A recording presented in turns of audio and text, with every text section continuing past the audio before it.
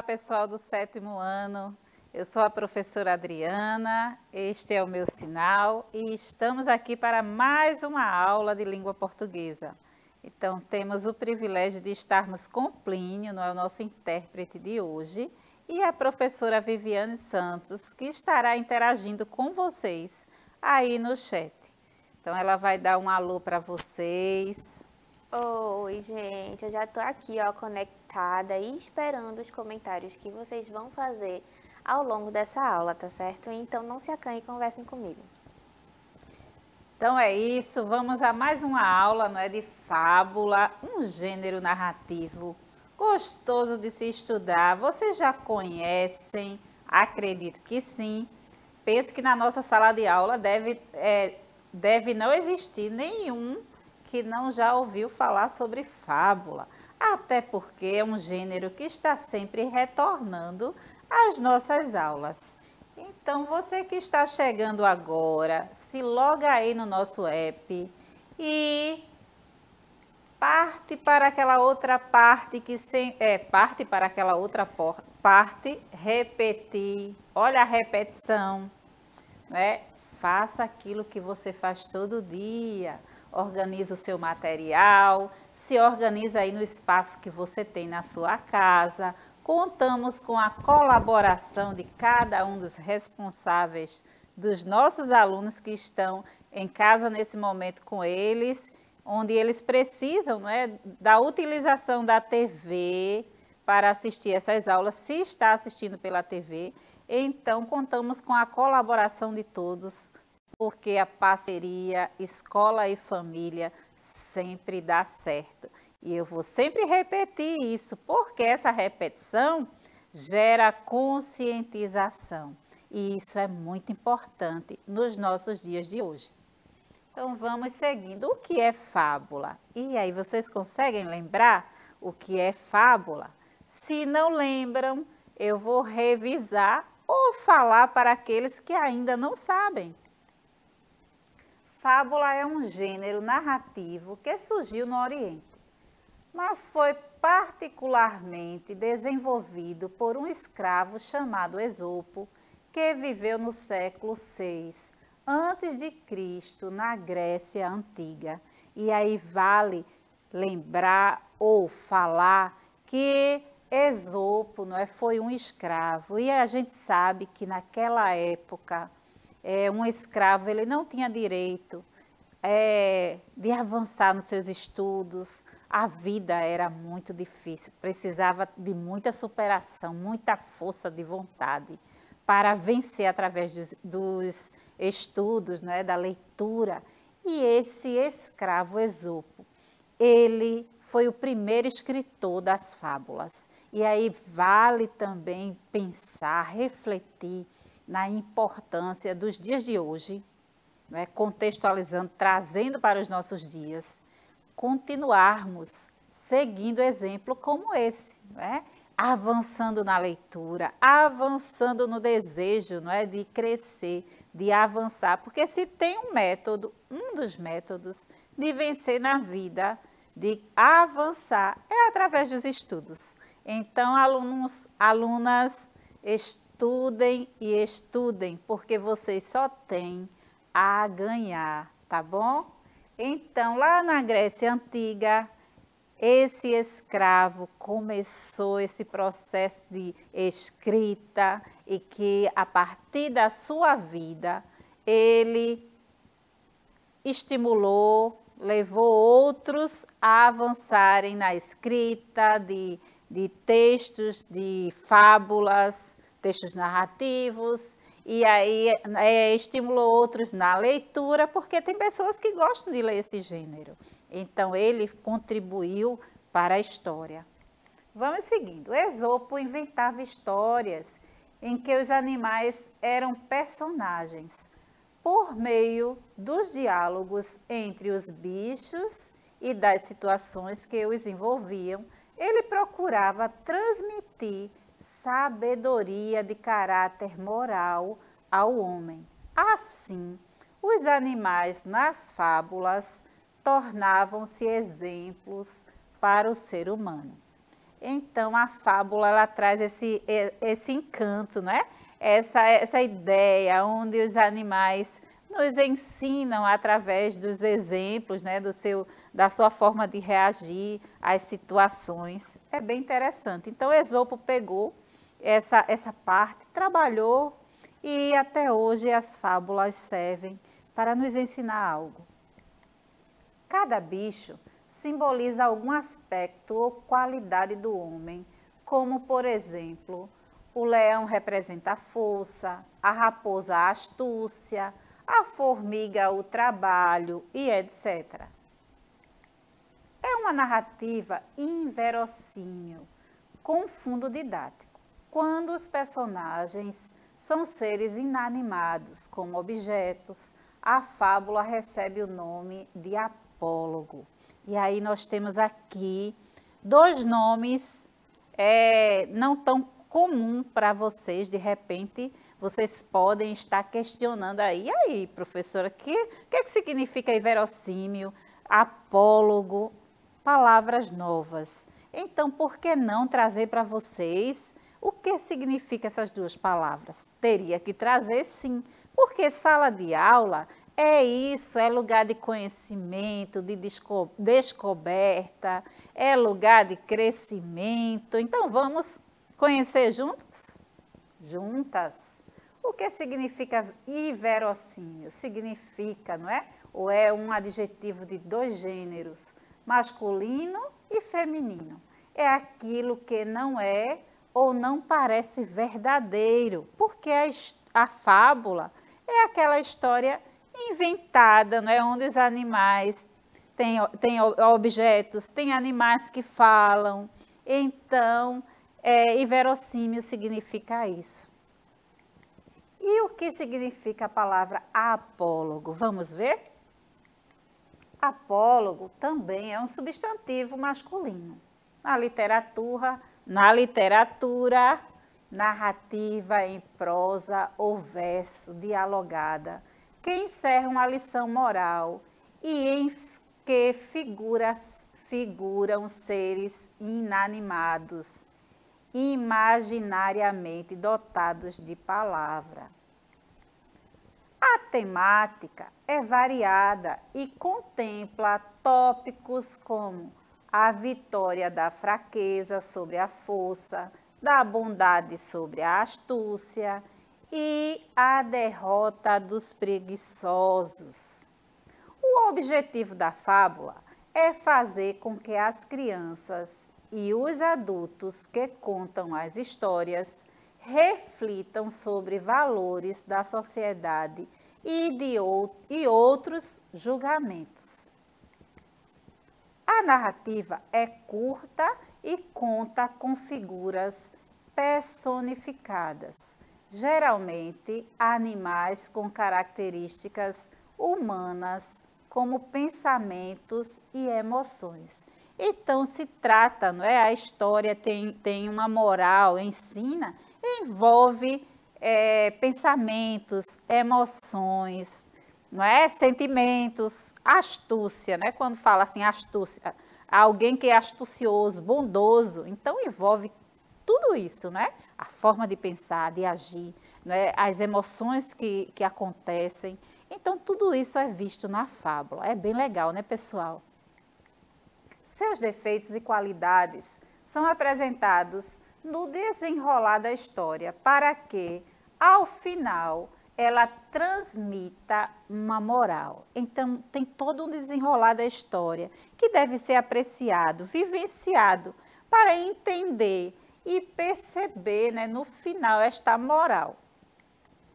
Vamos lembrar algumas fábulas famosas que já conhecemos? A formiga e a cigarra, não é? Bem conhecida. Vocês conhecem essa fábula? Comentem com a professora Viviane aí se vocês conhecem essa fábula. Acredito que sim. A lebre e a tartaruga, não é? Aquela que anda bem devagar, a tartaruga. A lebre é aquela esperta, rápida e tem uma lição que aprendemos nessa fábula. João e o pé de feijão. Os Três Porquinhos, não é? Bem conhecido, uma fábula conhecida na infância. E aí nós temos a Raposa e as Uvas, o Rei dos Animais. É um erro comum pensar que mitos, fábulas, contos e lendas são a mesma coisa, não é? Nós temos aí uma diferença desses gêneros narrativos. Todos eles são gêneros da ordem do narrar, que pertencem à cultura literária ficcional, mas cada um tem suas próprias especificidades, como vimos no desenvolvimento do nosso estudo. Agora, vamos ler a fábula O Rei dos Animais, de Milor Fernandes. Então, vamos lá ver como é que desenrola, não é, esta fábula e qual aprendizado que vamos ter nela, não é? É bem interessante. Então, diz assim: saiu o leão a fazer sua pesquisa estatística para verificar se ainda era o rei das selvas. Então, como vocês sabem, o leão é aquele que é conhecido como o rei dos animais, né? Ele domina toda a floresta, todos os animais, e aí ele saiu para fazer a pesquisa para ver se a moral dele, né? A autoridade dele estava ok diante dos outros animais. Vamos ver nesta fábula, prestem atenção. Os tempos tinham mudado muito. As condições do progresso alterado, a psicologia e os métodos de combate das feras. As relações de respeito entre os animais já não eram as mesmas. Eita! De modo que seria bom indagar. Não que restasse ao leão qualquer dúvida quanto à sua realeza. Prestem atenção. Mas assegurar-se é uma das constantes do espírito humano e, por extensão, do espírito animal. Ouvir da boca dos outros a consagração do nosso valor, saber o sabido, quando ele nos é favorável, eis um prazer dos deuses. Então, é muito, muito bom, não é? Quando nós somos elogiados, as pessoas nos respeitam, existe toda aquela, vamos dizer assim, um endeusamento em torno de alguém. Então, isso traz um certo sentimento de vaidade ao coração humano e, com certeza, o leão também, não é? Se sentia assim, envaidecido. Eu sou o rei da floresta, eu domino sobre tudo e sobre todos. Era assim que ele se sentia e é assim também na nossa vida diária, não é? Muitas vezes nos sentimos mais do que somos. E é bem interessante pensarmos sobre isso e sermos apenas aquilo que realmente somos. Porque as pessoas veem o nosso exterior, não é? Como agimos, mas devemos ser, não é? Agir no nosso exterior, como nos sentimos lá dentro de cada um de nós. E este é um tempo de vivenciarmos isso. Então, essa fábula tem muito a nos ensinar. E não é porque vocês são adolescentes, pré-adolescentes, que não tem o que aprender, não é? Então, cada um que está aí assistindo, seja aluno, responsável ou não, não é? Tem algo a aprender. Todos nós, seja criança, adulto, pré-adolescente, jovem, pessoas mais experientes, sempre temos algo a mais a aprender e acrescentar na nossa vida. Então, vamos seguindo. Assim, o leão encontrou o macaco e perguntou: Ei, você aí, macaco, quem é o rei dos animais? O macaco, surpreendido pelo rugir indagatório, deu um salto de pavor e, quando respondeu, já estava no mais alto galho da árvore da floresta. Claro que é você, leão. Claro que é você. Olha a atitude do macaco. Foi de quê? Esse pulo e ir lá para distante dele. De medo. Por quê? O macaco poderia ser comido, não é? Tragado em um só momento. E ali, naquele momento, a atitude do macaco foi de quê? De se livrar do leão. De se ele quer elogio, eu vou elogiar rápido e correr daqui, porque eu não quero ser comido hoje. Então, essa foi a atitude do macaco. Então, vão analisando aí, não é? Eu estou fazendo, ajudando vocês aí a entender as reações, mas prestem atenção. Satisfeito, o leão continuou pela floresta e perguntou ao papagaio: Currupaco, papagaio, quem é, segundo o seu conceito, o senhor da floresta? Não é o leão?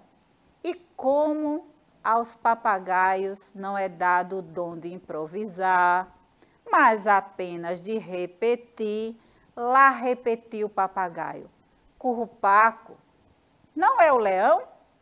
Não é o leão? Currupaco, não é o leão? Então ele repetiu, não é? 3, 4 vezes que o rei dos animais era o leão. Cheio de si, prosseguiu o leão pela floresta em busca de novas afirmações de sua personalidade. Ele queria ouvir mais pessoas possíveis, não é? Afirmando que ele realmente era o rei da floresta. Encontrou a coruja e perguntou: Coruja, não sou eu o maioral da mata? Vejam só, pessoal. Ele perguntou se ele era ainda o rei da floresta, agora ele se acha o maioral, não é? O soberano mesmo. Sim, és tu, disse a coruja, mas disse de sábia, não de crente. E lá se foi o leão, mais firme no passo, mais alto de cabeça, encontrou o tigre. O tigre, não é, pessoal, no tamanho, na majestade também, até na força, né? Se compara ao leão, não é? No tamanho, na força, é diferente de um macaquinho, de uma coruja, são animais mais frágeis, o papagaio. E aí agora o leão pergunta a alguém, tipo assim, na sua altura, na sua patente, e aí ele pergunta: Tigre, disse em voz de estentor, eu sou o rei da floresta, certo? Quer dizer, ele estava já intimidando o tigre, né? O tigre rugiu, hesitou, tentou não responder, mas sentiu barulho no olhar do leão fixo em si e disse, rugindo contrafeito: sim, e rugiu ainda mais mal-humorado e já arrependido quando o leão se afastou. Então, vejam só, o tigre, a forma que ele falou já foi tipo assim, sim, mas não disse que ele não era o rei da floresta, né? Afirmou, mas disse assim também, qualquer coisa, eu estou aqui pronto. Então, a forma que o leão tratou com o tigre, já houve uma mudança de intimidação. Percebam aí. 3 quilômetros adiante, numa grande clareira, o leão encontrou o elefante. O elefante também representa alguém forte. Perguntou: elefante, quem manda na floresta?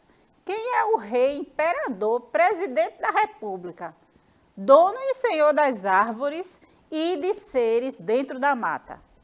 O elefante, vejam só, minha gente, quantos títulos ele citou diante do leão, já que o leão era maior do que ele, né? Quem manda na floresta, quem é o rei, imperador, presidente da república, dentro da versão de Milor Fernandes, né? E dono e senhores das árvores e dos seres dentro da mata. O elefante pegou pela tromba, deu 3 voltas com ele pelo ar, atirou contra o tronco de uma árvore e desapareceu floresta adentro. Eita! Será que o elefante mostrou para o leão a sua força? Mostrou, não foi? E eu tenho certeza que quando ele caiu lá no chão, ele já não se sentia o mesmo que ele se sentia antes, diante dos animais. Então, vamos vendo. O leão caiu no chão tonto, ensanguentado, levantou-se, lambendo uma de suas patas e murmurou: que diabo! Só porque não sabia a resposta, não era preciso ficar zangado. E aí, pessoal, o que é que vocês acham dessa atitude do leão? Estão aí no chat, o que é que vocês entenderam dessa postura, não é? Nós vimos aqui animais que eram, não é, de porte mais frágil, pequeno, que tiveram assim ou umas atitudes que não eram, não é, iguais à do elefante. E aí tivemos também nós tivemos a atitude do macaco, do papagaio, da coruja, né, que agiu e disse assim, eu vou sair daqui. Já o tigre teve uma atitude, né, disse que ele era o rei da floresta, mas mostrou para ele que ele não era tão intimidatório como achava. Mas aí o elefante, né, tentou dar uma lição e mostrar quem realmente tinha mais força e era maior do que o leão, não foi isso? Mas o leão, na sua altivez, será que ele admitiu que é fraco? E aí, o que é que vocês acham? E aí, professora Viviane, alguém comentou alguma coisa aí no chat? Oi, professora Adriana, tô aqui, tá todo mundo bem quietinho, mas a gente tá interagindo, tá comentando sobre as coisas. A Tamara falou assim, que cada um dos animais teve uma atitude diferente, né? E é interessante para pensar como se dá essas relações de poder, né? Porque você tem um rei da floresta que não sabe se continua sendo um rei da floresta, então ele tem que sair por aí pesquisando, fazendo o seu próprio censo para saber como é que anda o poder dele diante dos outros animais.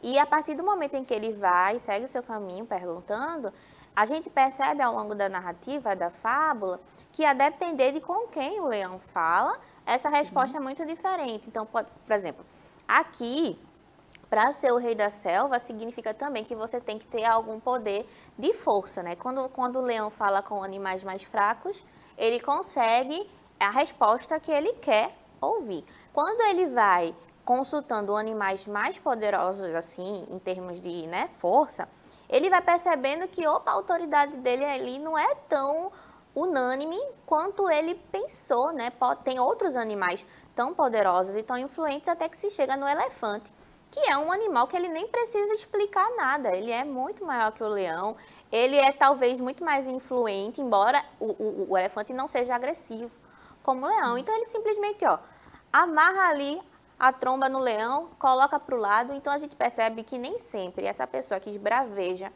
força é a que realmente tem a maior autoridade diante de uma comunidade, no nosso caso, aí, né, os animais representam essa comunidade. Então, é isso, eu volto com você. Então, minha gente, vocês percebem aí, não é? Dentro da análise da professora Viviane, tudo isso aí. Então, vamos seguindo e ver a moral dessa fábula. Vamos ver? Moral. Cada um tira dos acontecimentos a conclusão que bem entende, segundo Milô Fernandes. Então, percebemos aqui que o leão, ele achou assim, né? Olhou, voltando aqui, ele achou que o elefante não sabia o que responder, por isso saiu, ficou zangado e saiu daquele jeito. Então, só que não era bem isso, ele poderia, de repente, o elefante poderia dizer assim, né? Ele deveria ter visto a atitude do leão com os outros animais. Espera aí, eu vou dar uma lição para esse cara que está se achando. Pode ter sido isso. E aí a gente pode pensar o que quiser, não é isso? Então, vamos lá. Agora é a vez de vocês. Responda aí no seu caderno, printa a tela e, com paciência, você responda as seguintes questões sobre o texto. Explique a função moral da fábula. Na primeira questão. Na segunda, por que a moral aparece destacada no corpo do texto? A quem pertence a voz que enuncia essa moral? No quarto, agora identifique quem conta a história de O Rei dos Animais. Que elementos presentes no texto confirma sua resposta? O que difere o autor e o narrador do texto? Então, essa atividade é uma pesquisa que vocês estarão fazendo sobre este texto, este gênero narrativo que é fábula. E aí é interessante porque essa fábula, O Rei dos Animais, foi escrita através do autor, escritor Milor Fernandes. A professora Dini está aqui para entrar daqui a pouco, pessoal. E aí já está ali, cheia de corações para entrar no estúdio. Então, aproveitem a aula dela também. Então, estamos aqui vendo essa questão desse gênero. Então, printem a tela, façam no caderno de vocês, compartilhem com a professora de vocês na sala de aula, tá? E aí, a nossa aula está chegando ao fim. A professora Viviane vai estar se despedindo de vocês. Gente, foi uma alegria fazer o chat de vocês hoje. Eu gostaria de lembrá-los que lembra que a professora Adriana falou que o Esopo foi um dos precursores, né, criadores da fábula. No período em que Esopo viveu, minha gente, boa parte das histórias eram passadas de forma oral. Ou seja, alguma coisa pode ter sido perdida ou refeita, dita de outra forma, porque a oralidade permite essa mudança de versões da história. Para vocês terem ideia, as versões das histórias de Esopo só vão ser escritas em papel 200 anos depois por Demétrio de Falero, minha gente, lá no século IV a.C. Então, muita coisa foi mudando ao longo do tempo. Eu acho que com a aula de hoje dá para responder muito bem as atividades que a professora Adriana propôs. Qualquer coisa a gente está lá no YouTube, você pode deixar o seu comentário. Um cheiro e até a próxima aula. Isso mesmo, pessoal. Então, vai lá, visita lá, não é? No YouTube, vê a aula novamente. E é isso, tentamos passar conhecimento para vocês. E esse conhecimento bom é que fica lá para vocês visitarem, revisitarem quantas vezes for necessário. Então, até a próxima e amamos vocês. Tchau, pessoal!